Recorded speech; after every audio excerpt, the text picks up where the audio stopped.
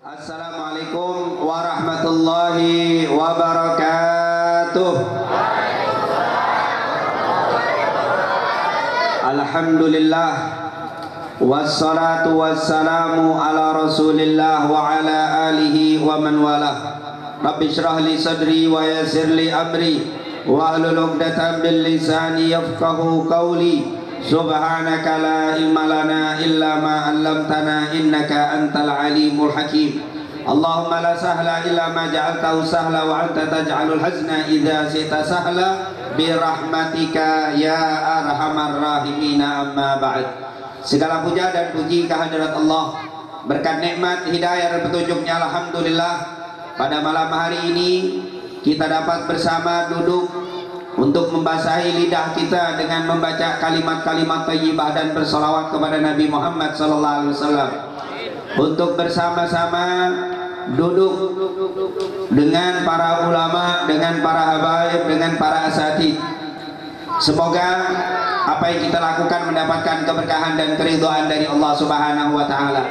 Dan insyaallah kita yakin dan kita percaya tidak keluar dari tempat ini kecuali semua dosa kita sudah diampuni oleh Allah. Amin ya rabbal alamin. Salawat dan salam tentunya tidak lupa untuk selalu kita sampaikan kepada junjungan kita Nabi Muhammad sallallahu alaihi wasallam, para keluarga, sahabat, tabi'in serta seluruh umatnya yang selalu beristiqamah mengikuti sunnah-sunnahnya hingga yaumul qiyamah. Pada kesempatan kali ini saya ingin membacakan atau membawakan satu hadis dari Rasulullah sallallahu alaihi wasallam. Saya tidak bacakan sanadnya karena memang sanadnya cukup panjang juga. Selain itu akan banyak menghabiskan waktu di dalam segi sanadnya dan juga rawinya. Saya singkat ini hadis. Tentunya hadis ini diriwayatkan oleh Imam Abu Dawud dengan sanad yang sahih.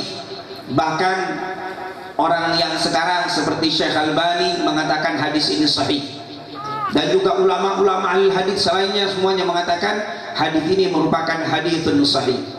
Dan hadis ini bukan hadis yang asing untuk kita, hadis yang sering kita kenal dan sering kita dengar, bahkan sudah kita amalkan dalam selesai sholat kita. Ini hadis diriwayatkan oleh Mu'adz bin Jabal, seorang sahabatnya Rasul yang dikatakan oleh para ulama ahli sejarah Mu'adz bin Jabal ini adalah Al-Ansari Al-Khazraji. Beliau seorang sahabat kelahiran kota Madinah dari suku Khazraj, dan beliau ini masuk Islam dalam usia 16 tahun. Dalam 16 tahun dia masuk Islam dan cukup muda beliau masuk Islam mengikuti jejak langkah Nabi Muhammad SAW. Tapi dalam usia 28 tahun beliau sudah dipercaya oleh Rasul untuk menjadi utusan ke kota Yaman. Dia diutus oleh Rasul dari kota Madinah berangkat ke kota Yaman untuk menjadi wali, kalau bahasa kita gubernur di kota Yaman, yang menetapkan hukum di kota Yaman. Yang menjadi rujukan ahlul Yaman adalah Mu'adz bin Jabal. Ini luar biasa, umur 28 tahun. Umur sekarang 28 tahun, ditua apa muda? Muda sekali, tapi jadi gubernur sebagai ulama besar di kota Yaman. Rasul ngutus dia. Dan waktu diutus, Rasulullah bilang, Mu'adz bin Jabal, aku utus engkau ke kota Yaman, ajarkan mereka Al-Quran, jadikan mereka sebagai orang Islam yang betul-betul Islam seperti yang diajarkan oleh Nabi Muhammad SAW. Diutus, dan sebelum berangkat Mu'adz bin Jabal dibilang sama Nabi, Mu'adz, boleh jadi engkau balik, engkau sudah tidak melihat aku lagi. Boleh jadi engkau hanya melihat masjidku, tapi tidak engkau lihat aku, tapi aku ada berada di dalamnya. Boleh jadi engkau melihat ini penglihatan yang terakhirmu terhadap aku. Ternyata Nabi sudah tahu Mu'adz ini bakal balik, Nabi sudah tidak ada. Jadi Nabi Muhammad setahun sebelum meninggal sudah tahu kalau dia akan meninggal. Inilah junjungan kita Nabi Muhammad sallallahu alaihi wasallam. Akhirnya Mu'adz pun nangis. Dia belum berangkat ke Yaman, dia nangis dulu. Kenapa? Kata Rasul dia bakal tak ketemu lagi. Dan betul, Mu'adz bin Jabal akhirnya tidak ketemu dengan Nabi Muhammad sallallahu alaihi wasallam. Mu'adz bin Jabal adalah seorang sahabat yang dikatakan dalam perawakan fisiknya, beliau ini orangnya tinggi, kulitnya putih, rambutnya sangat hitam, matanya besar, belok. Apa matanya kalau bahasa kita nih? Belok. Tadi kalau kata Ustadz kita sipit. Kalau ini belok ini. Gede matanya. Ini Mu'adz bin Jabal. Alisnya nyambung. Dia nyambung tuh. Kalau ini kan ada putusnya. Nah ini dia nyambung alisnya. Mu'adz bin Jabal ini. Nyambung alisnya dari tidak putus.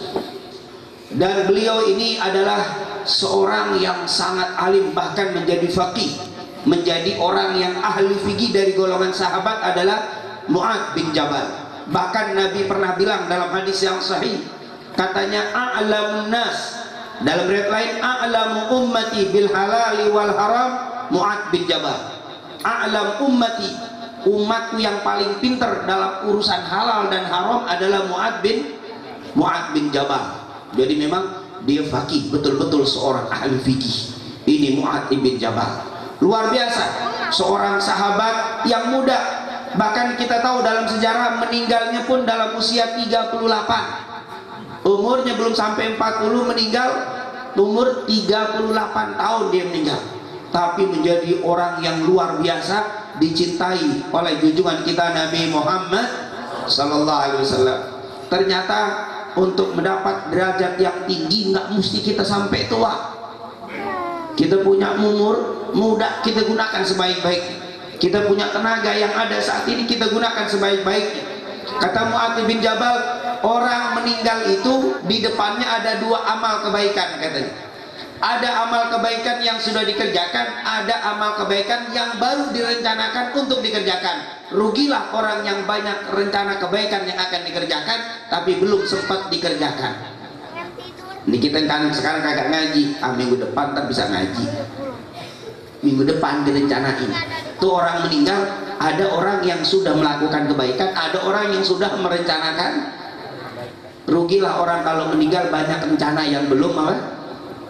Padahal kita gak nyampe, belum tentu kita sampai minggu depan. Oleh karena itu sesempat apapun kita, sedikit waktunya sempatkan untuk kita beramal soleh. Apapun, mau sholat kita, zikir kita, ngaji kita, taklim kita, gunakan sebaik-baiknya waktu yang Allah berikan kepada kita. Karena kita tidak tahu, bahkan semenit ke depan tidak tahu apakah kita bisa menghirup 1 menit itu, apa kita sudah ditutup oleh Allah Subhanahu. Insyaallah kita semua dipanjangi umurnya oleh Allah Subhanahu wa taala dalam rangka taat kepada Allah dan Rasulnya. Amin ya rabbal. Mu'adz bin Jabal radhiyallahu an, seringkali dia kasih nasihat kepada anak-anaknya, ya bunayya ij'al salataka salatat muwadda'ah. Anakku, jadikan sholatmu itu sholat perpisahan. Jangan sampai engkau habis sholat ngerasa bisa sholat lagi nanti ke depannya. Kalau engkau sholat, jadiin sebagai sholat perpisahan. Jadi kalau kita sholat Allahu Akbar, anggap sholatmu terakhir, habis ini meninggal. Kira-kira kalau kita sholat, yakin ntar habis sholat ini meninggal, kira-kira gimana sholat itu? Oh, jangan-jangan kagak mau berhenti, dilama-lamain biar apa?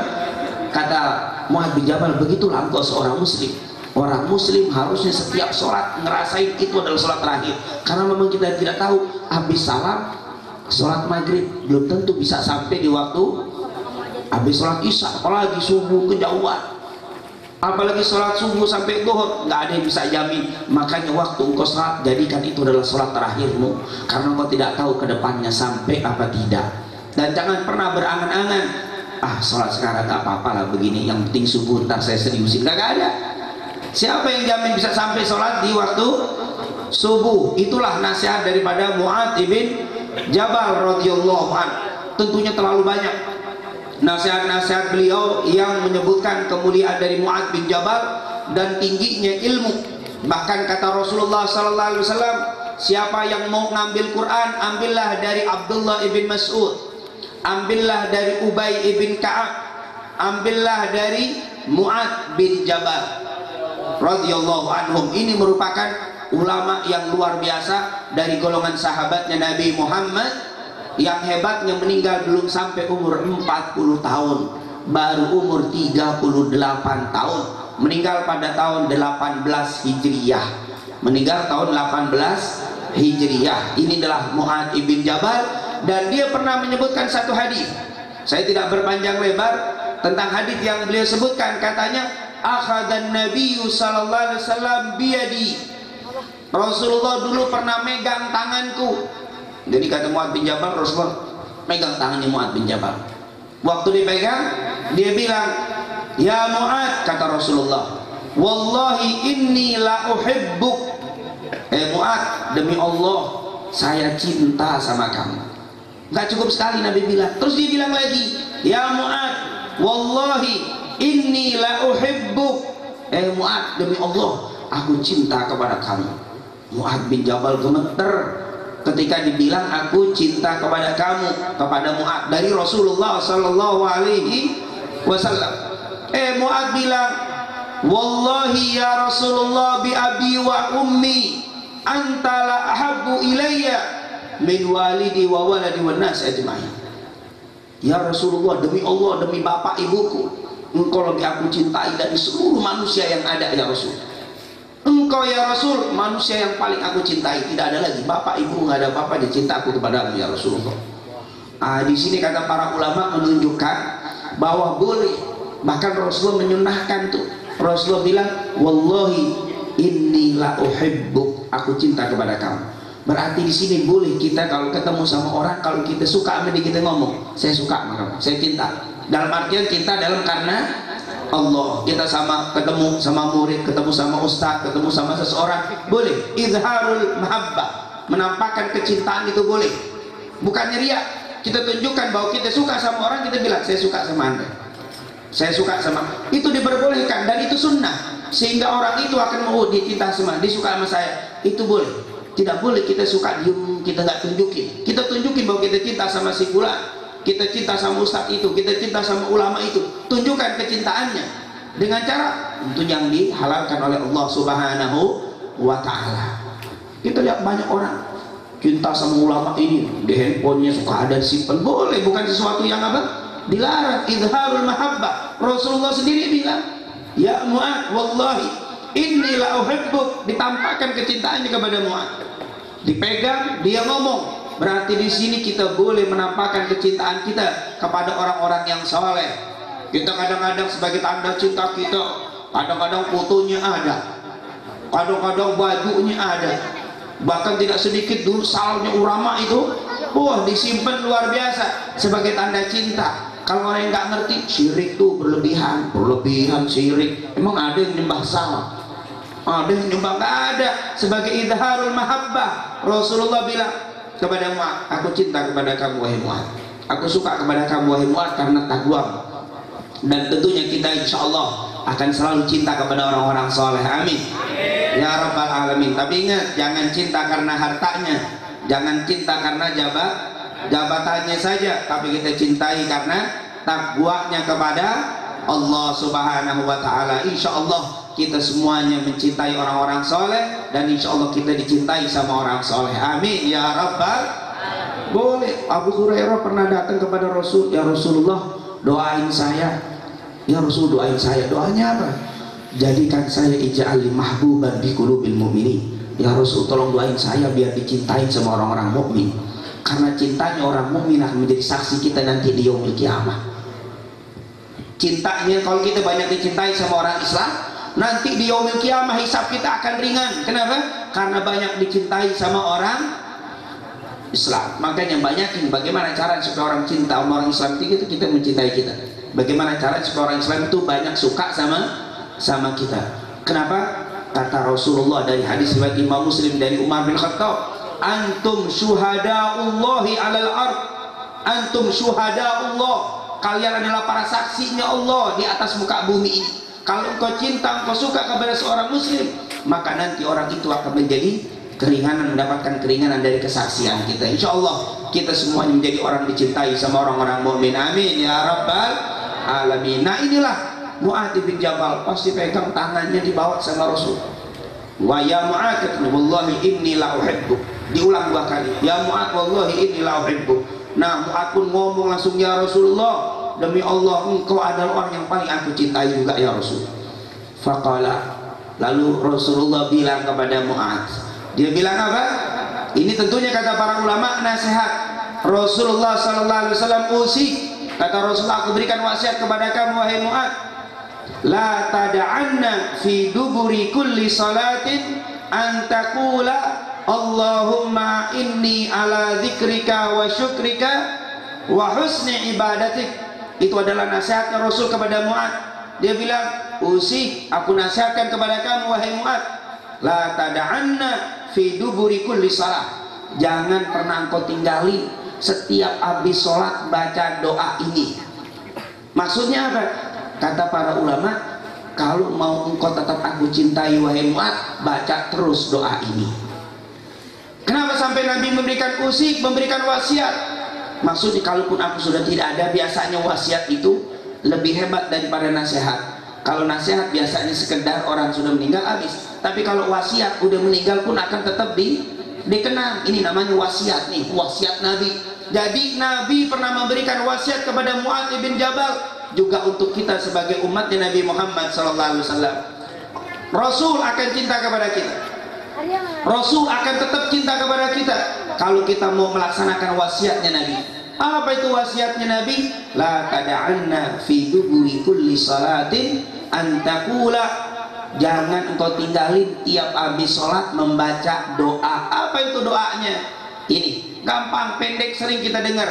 Allahumma a'inni ala dzikrika wa syukrika wa husni ibadatik. Tuh habis sholat jangan ditinggalin. Oke, jangan habis sholat lantas jalan. Habis sholat assalamualaikum, imamnya astagfirullah, udah pada sepi tadi, jamaah banyak pada kemana? Pada kabur semuanya kadang-kadang. Nah, imam yang bingung, ditinggalin imam sendirian. Dijadi pemimpin cuman belum berdiri, itu imam udah pada kabur semuanya. Ya kalau lagi ada hajat maklum, tapi kalau tiap hari kagak ada hajat jangan. Makanya kata ulama suka mengatakan begini, man shalla bila wirid kal kirit, katanya. Tahu itu arti kagak enak diterjemahin. Man shalla bila wirid kal kirit, katanya. Siapa yang sholat tanpa wirid seperti apa? Monyet, katanya. Kirdul itu monyet. Maksudnya jangan habis sholat langsung jalan, zikir dulu, zikir dulu. Astagfirullah, astagfirullah, Allahumma anta salam. Nah itu salah satu doanya. Allahumma a'inni ala dzikrika wa syukrika wa husni ibadatik. Ya Allah, saya lihat sarah hadis ini berlembar-lembar dijelaskan oleh para ulama sarahnya. Penjelasan dari hadis ini cukup panjang, dari kata-kata Allahumma a'inni, ya Allah tolong aku. Nabi setiap habis sholat baca, masih minta tolong sama Allah. Kalau Nabi masih minta tolong, Mu'adz bin Jabal yang sudah menjadi mufti Yaman umur 28 tahun masih disuruh minta tolong kepada Allah. Kira-kira kita pantas apa enggak minta tolong sama Allah? Kita yang lebih pantas, nahnu ahad, kita lebih pantas, lebih layak minta tolong kepada Allah dengan mengatakan bagaimana? Allahumma inni, ya Allah tolong aku. Apa yang minta dari Allah supaya kita ditolongin sama Allah? Yang pertama, ala dzikrika, untuk selalu ingat kepada kamu. Ingat dalam artian yang luas, dzikrun dengan artian yang luas. Yang pertama, lidah jangan sampai malas kita ngucapin apa? Zikir, subhanallah, alhamdulillah. Itu kalau kita sering baca itu, insya Allah duduk kayak begini kagak males. Cuman kalau habis sholat lantas jalan kayak begini kagak bakal mau, males zikirnya. Tapi kalau kita assalamualaikum, subhanallah, Allahumma inna ala dzikrika wa syukrika wa husni ibadatik, sering baca begitu, kayak begini betah, demen. Duduk ada yang datang meninggal, dikir. Syukuran rumah, dikir. Lahir, dikir. Kawin, dikir. Apalagi yang kagak dikir? Cuman talak yang kagak dikir kamu tadi. Kalau ada yang cerai nggak ada yang dikir ya. Semuanya dikir, semuanya dikir. Apalagi yang dikir, semuanya dikir. Hari kelahiran dikir, semuanya dikir. Demen suka baca Allahumma inni ala zikrika, suka dibantu, ditolong ente tuh baca dikirnya. Bukan cuma 100, 200, berkali-kali kita baca subhanallah, subhanallah. Tuh ya Allah, orang tua dulu kita tuh kalau habis sholat subuh terbit matahari baru keluar dari masjid, kuat banget. Padahal suasananya masjid kagak ada kipas angin, kagak ada AC, bahkan karpetnya juga apa, tikar kadang-kadang kalau bangsa kelamaan berceplak di sini. Orang sekarang masjidnya udah bagus, AC, nggak betah tinggal di situ. Nih dia kita minta tolong nih ya Allah biar digampangin bagi kita untuk mudah berzikir kepada ini, banyak berzikir, minta kepada Allah. Jadi orang zikir nih kayak begini nggak kebenaran. Orang duduk sampai jam segini berzikir kepada Allah nggak gampang ini. Luar biasa. Duduk di tempat kayak begini zikir rame-rame. Nggak gampang kalau nggak dibantu sama Allah. Alhamdulillah kita termasuk yang dibantu oleh Allah Subhanahu wa taala. Insyaallah kita selalu ditolong oleh Allah untuk selalu berzikir kepada Allah Subhanahu wa taala. Amin. Kata Rasulullah SAW, dulu pernah ada orang Badui datang kepada Rasul. Datang kepada Rasul, dia minta, ya Rasulullah, inna syara'i al-islami qad kathurat alayya fadulluni ala amalin atathabbatu bih.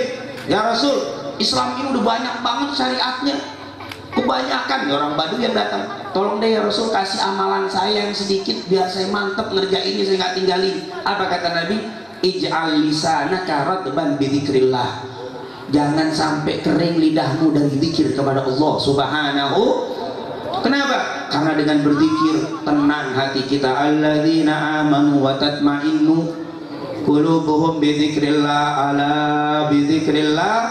Ya Allah, kalau hati udah tenang enak tuh, ngapa-ngapain gampang. Kita nih susah ngadepin masalah kehidupan karena hati nggak tenang, gusar, pikiran nggak jernih. Kalau kita tenang, semuanya nikmat. Dan untuk mencari tenang ini nggak cukup dengan uang. Berapa banyak orang yang kaya raya, mobilnya, rumahnya, kita masuk dari pintu gerbang ngambil rumahnya capek jalan kaki, saking gede itu rumah. Tapi kalau dia nggak dikasih ketenangan, nggak tenang, cuma datang dari zikrullah. Berapa banyak orang cari tenang ke diskotik, yang ada pulang puyeng. Cari ketenangan lari kemana lagi? Ke pantai, yang ada kelelep. Nggak ada tenangnya. Cari makanan berbagai macam, banyak. Yang dikit cuman yang bikin tenang adalah zikrullah. Makanya kita minta, ya Allah tolongin saya biar gampang berzikir. Maksudnya apa? Biar saya mudah berzikir, biar hidup tenang. Ya Allah, luar biasa. Oleh karena itu, ini kalimat kelihatannya kecil tapi disarahin cukup panjang oleh para ulama. Saya tidak berpanjang tentang zikrullah. Zikir secara harfiah, subhanallah, subhanallah. Tapi zikir secara maknawi, ya Allah jadikanlah aku, tolonglah aku orang yang selalu ingat kepadamu. Maksudnya apa? Ketika saya menghadapi segala apapun, saya tidak pernah melupakanmu ya Allah. Kalau saya kena musibah, saya akan sabar karena selalu saya mengucapkan inna lillahi wa inna ilaihi. Saya ingat kepada kamu.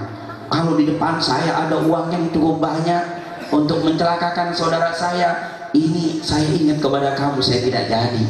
Ya Allah, kalau arti maknanya maksudnya selalu ingat kepada Allah sehingga tidak jadi melaksanakan maksiat, tidak terjadi melakukan perbuatan dosa karena zikir kepada Allah. Jadi arti zikir yang pertama menyebut, yang kedua ingat. Kata para ulama, Allahumma a'inni ala zikrika, yaitu ibadah secara lisan. Yang kedua, wa Allahumma a'inni ala zikrika, terus wa syukrika, dan jadikanlah ya Allah, tolonglah aku ini sebagai hamba-Mu yang suka dan mudah bersyukur kepadamu ya Allah. Kata para ulama, menjadi bersyukur tak gampang. Untuk menjadi bersyukur, berapa banyak orang dapat nikmat dianggapnya kecil sehingga nggak bersyukur kepada Allah. Datang ke tempat ini cuman dapat cuman segini doang, di rumah sih ada cuman kue begini doang dikasih, kagak bersyukur kepada Allah. Kadang-kadang maaf, karena tidak bersyukurnya kepada Allah, nikmat yang ada dia lupa bersyukur. Dikasih motor, melihat sebelahnya motornya bawanya Mio katanya, di sebelahnya motor tangkut, kok dapat motor melihat mobil, nggak pernah bersyukur. Oleh karena itu, ini kita minta di dalam doa ini kita menjadi orang bersyukur. Subhanallah, ini menjadi orang bersyukur nggak gampang. Padahal kalau kita bisa bersyukur, Allah akan tambah nikmat kita. La in syakartum, bagaimana mungkin nikmat kita bakal ditambah kalau yang ada kita nggak bisa syukuri. Nah, supaya dibantu kita bisa menjadi bersyukur tuh, habis sholat jangan lupa baca Allahumma a'inni ala zikrika, terus wa syukrika, dan jadikan aku ya Allah orang yang kau bantu untuk selalu bersyukur kepada kamu. Dan yang terakhir, wa husni ibadatik, dan berikan aku pertolongan ya Allah biar aku bisa ibadah dengan sebaik-baiknya. Kalau memang ada majlis yang nggak baik untuk saya, tutup saya ya Allah. Kata para ulama, orang yang suka baca zikir ini insya Allah kalau memang itu majelis aliran sesat kita nggak bisa datang. Ada aja alangannya, mau datang ada aja ketutup. Motor yang tadinya bener bocor bannya, udah jalan bensinnya macam-macam, ada aja alangannya. Berarti kita baca doa itu insya Allah terjaga dari aliran yang macam-macam. Maaf, seperti yang dikatakan oleh Bang Mandi tadi, di Jakarta ini ya Allah aliran apa yang nggak ada, apalagi di Indonesia sudah diadakan. Kalau kita mau mengadakan penelitian, aliran sesat yang terbanyak sekarang di mana nih? Di Indonesia terbanyak, Pakistan banyak, India juga banyak, ada di beberapa tempat banyak, tapi yang terbanyak di sini nih di Indonesia. Semuanya ada. Mau cari aliran yang model kagak sholat bisa masuk surga, ada yang modelnya kagak sholat bisa masuk surga. Ada yang aliran ya Allah dikirnya bisa bercampur laki perempuan, bahkan yang unik-unik sudah, model-model bisa udah ada, yang unik-unik yang nggak pernah kita pikirin ada di semuanya. Baik yang tadi, apalagi yang ngaku nabi, udah banyak kan, hampir semua daerah udah ada ngaku nabi. Madura udah, Jawa udah, bahkan yang dekat sama kita Bogor udah ada, Jawa Barat, Jakarta yang belum ada. Insya Allah kagak ada kalau sering kumpul kayak begini. Amin ya Rabbal. Kagak ada yang ngaku apa? Yang ngaku nabi dari Jakarta karena disering majelis. Tapi kalau tidak ada luar biasa, banyak yang unik-unik. Dari yang namanya keren sampai yang serem ada di Indonesia aliran. Oleh karena itu insya Allah kalau kita baca wasiat dari Nabi ini, kita bakal dijaga oleh Allah. Allahumma a'inni ala wa syukrika wa husni ibadatik. Ini pesannya Nabi, bukan pesan saya, pesannya Rasul. Jangan ditinggalin habis sholat. Jadi jangan ditinggalin habis sholat. Kalau kita jaga ini, insya Allah kita bakal mudah hadir ke majelis zikir. Kalau kita ngamalin ini, insya Allah kita mudah menjadi orang bersyukur, sehingga ditambah nikmat kita. Yang terakhir, insya Allah kita akan bisa menjadi orang-orang yang selamat dari berbagai macam aliran yang tidak jelas. Karena memang kita selalu minta, ya Allah berikanlah aku petunjuk ibadah yang terbaik. Karena Allah tidak melihat jumlah banyak ibadah kita. Allah yang mengatakan apa? Allah dikatakan liyabluwakum ayyukum ahsanu amala, bukan yang aktsarukum amala. Yang Allah lihat yang paling baik. Allah akan melihat amal kita yang terbaik, bukan yang terbanyak. Ada orang banyak sholat subuh 4 rakaat. Wah, ini orang hebat nih, subuh 4 itu baru 2. Apa dia yang lebih selamat apa kita gara-gara? Itu banyak, cuman kagak ada apa? Kagak ada. Ini ahsan yang diminta. Makanya kita minta yang paling baik. Insya Allah sekali lagi kumpulnya kita pada kesempatan malam hari ini mendapatkan keberkahan dan keridhaan dari Allah Subhanahu Wa Taala. Insya Allah kita selalu diberikan pertolongan oleh Allah untuk selalu bisa berzikir kepada Allah, bisa selalu beribadah kepada Allah dengan cara yang terbaik yang diajarkan Nabi Muhammad. Dan insya Allah kita menjadi orang-orang yang selalu bersyukur, sehingga nikmat yang sudah ada ditambah oleh Allah Subhanahu Wa Taala. Amin amin ya Rabbal alamin.